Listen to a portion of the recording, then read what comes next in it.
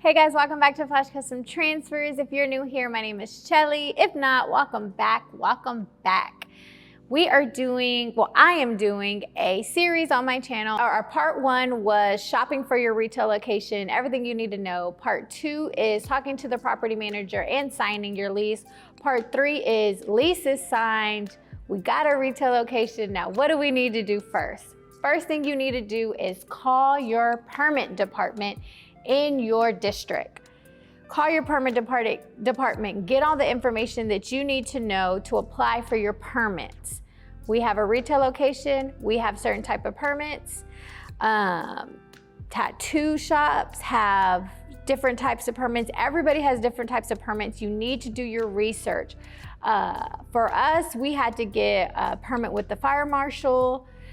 Tattoo companies have to get that plus other permits for their license. It's a whole bunch. So you need to do your research on your specific business. Our permit cost about $300 for everything, which included the inspection with the fire marshal.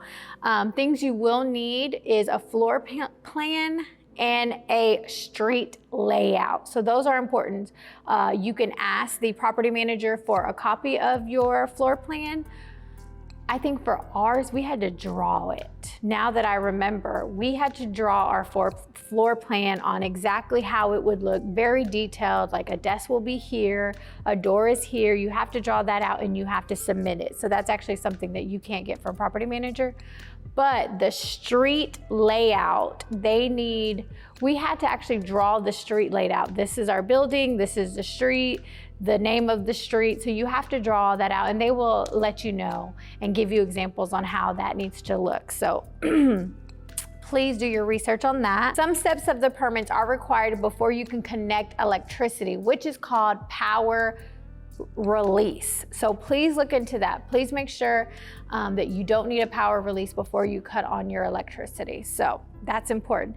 Certain districts, certain zones, your certificate of occupancy, or it can be called a certificate of compliance, depending on your zone.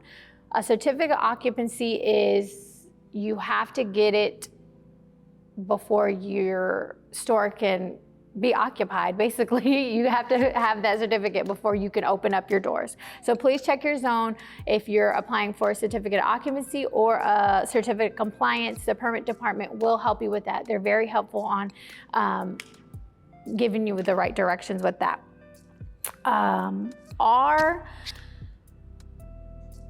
We had a certificate of occupancy and we had to get an inspection with the fire marshal. So I kind of want to just let you know a few things that the fire marshal did require, so you can just kind of have a look out, and please do your research on this and what your fire marshal is requiring within your retail business.